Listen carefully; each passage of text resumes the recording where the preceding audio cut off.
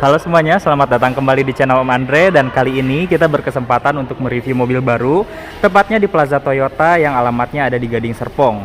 Nah, di sini ada unit-unit baru, diantaranya ada Corolla Cross yang baru saja meluncur di minggu kemarin. Untuk harganya di 450 jutaan untuk yang tipe bensin biasa, dan untuk yang tipe hybridnya di harga 490 jutaan. Untuk kontak marketingnya teman-teman semua bisa hubungin Bapak Henry. Untuk kontaknya saya simpan di deskripsi. Nah, sebelum kita melihat seperti apa detailnya, buat teman-teman semua kalau misalkan ingin melihat mobil-mobil Toyota terbaru ataupun mobil Toyota lainnya, teman-teman bisa datang langsung ke showroomnya yang alamatnya di Gading Serpong. Nah, ini unitnya sudah tersedia displaynya di Gading Serpong. Tampilan depannya bisa teman-teman lihat. Di sini untuk di bagian grillnya itu cukup berbeda ya, karena ini seperti cemberut juga, dan di sini ada tampilan 3D-nya. Ini tampilan 3D-nya itu berwarna hitam. Dan apa sih yang membedakan Corolla Cross dengan Corolla Cross Hybrid?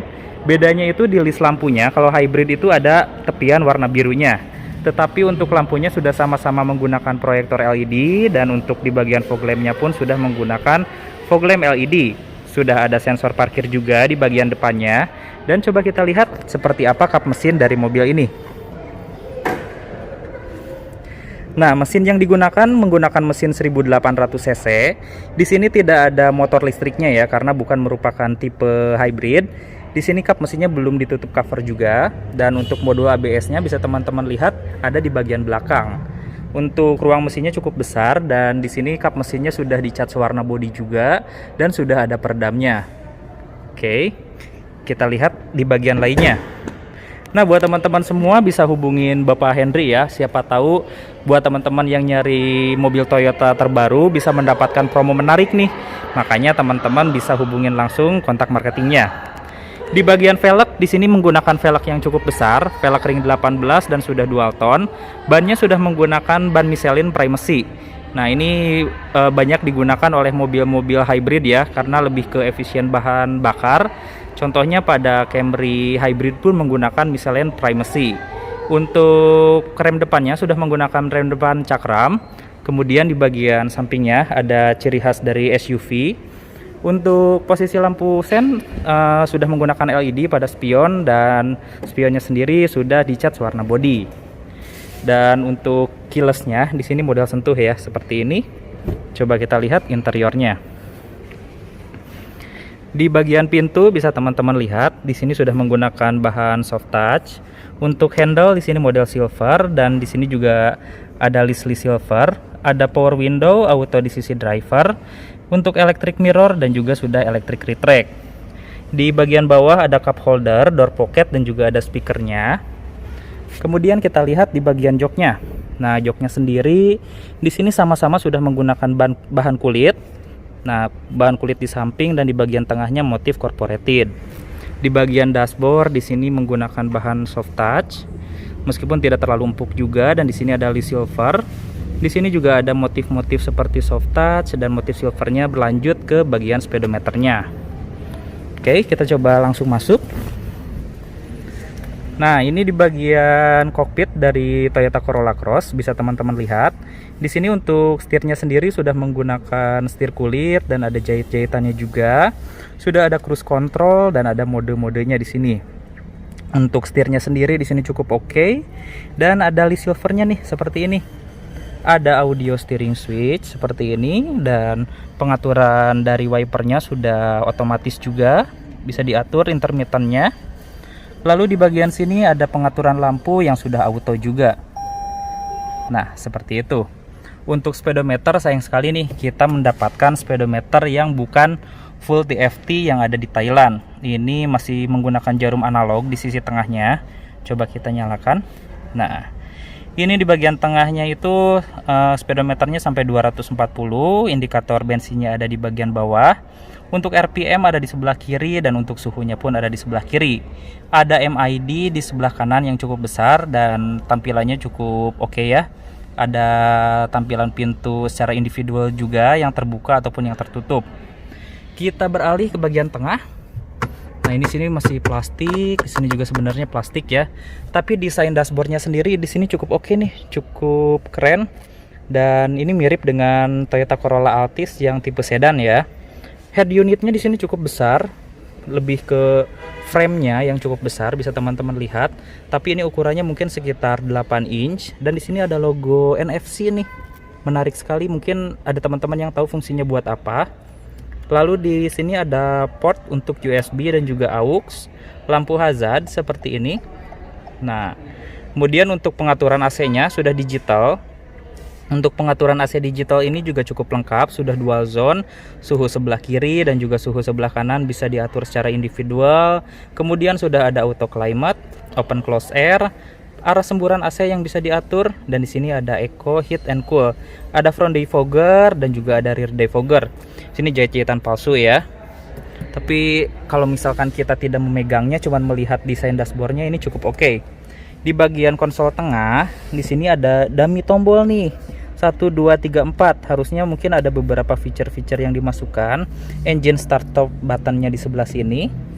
Kemudian untuk shifternya di sini bahannya karet.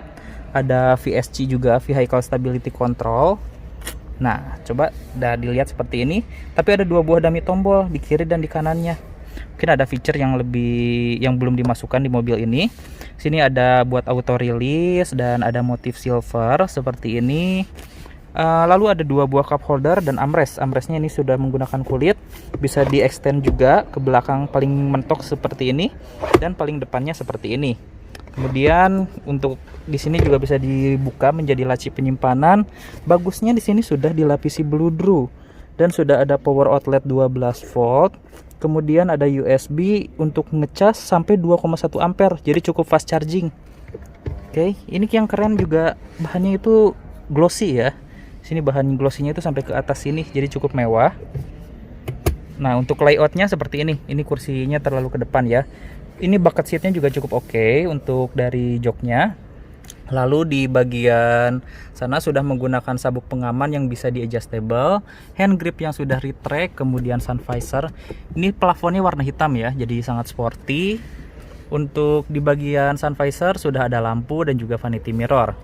Lalu kita tutup lagi. Sini ada lampu baca. Sayang sekali belum menggunakan LED, masih menggunakan halogen biasa. Kemudian yang spesial dari mobil ini sudah ada sunroofnya seperti ini. Ini sunroofnya bisa dibuka tutup secara manual juga ya, seperti ini untuk tirainya. Dan untuk model pembukaannya dari sini, up and down-nya. Nah, sayang sekali kita tidak pegang kuncinya. Spion tengah belum menggunakan auto dimming, masih menggunakan dynamic view manual. Oh iya, ada yang lupa, laci penyimpanan. Laci penyimpanannya sudah soft opening, meskipun tidak terlalu besar ya. Oke, lalu di sini ada sun visor, ada vanity mirror dan juga ada lampunya. Kemudian di sini ada card holder dan di sini belum ada airbag di sisi pilar. Oke, kita coba lihat bagian belakangnya.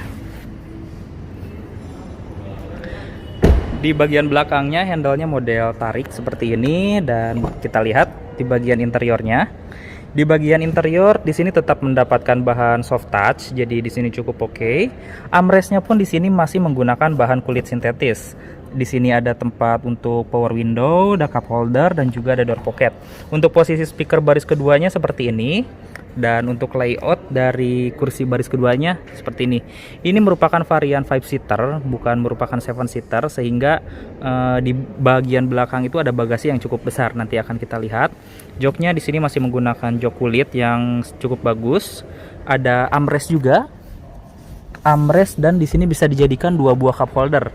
Dan untuk posisi kakinya di sini cukup luas, bisa teman-teman lihat. Itu ketika kursi depannya cukup dimajukan.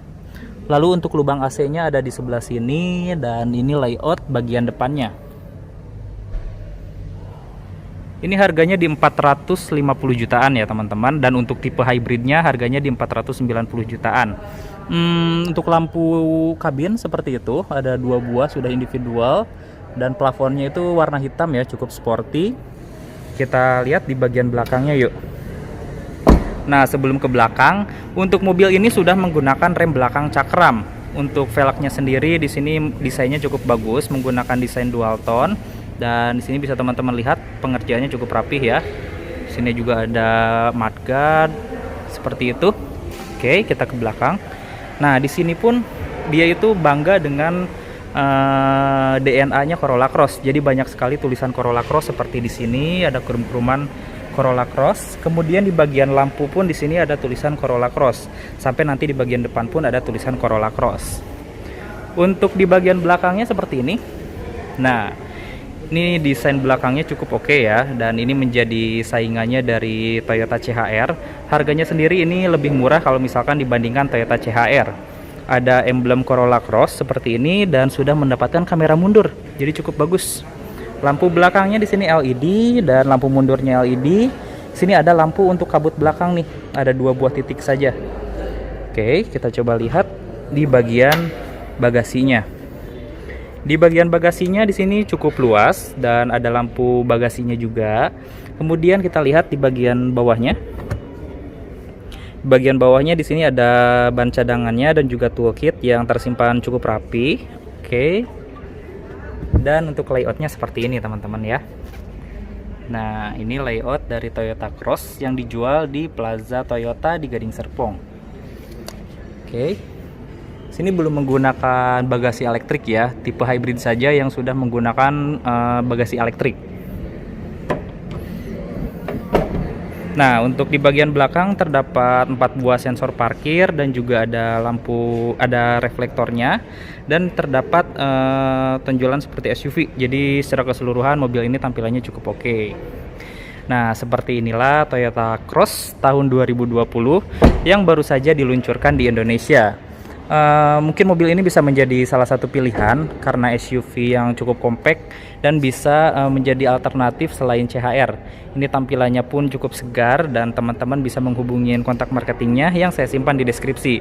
Terima kasih sudah menonton dan sampai bertemu di video selanjutnya.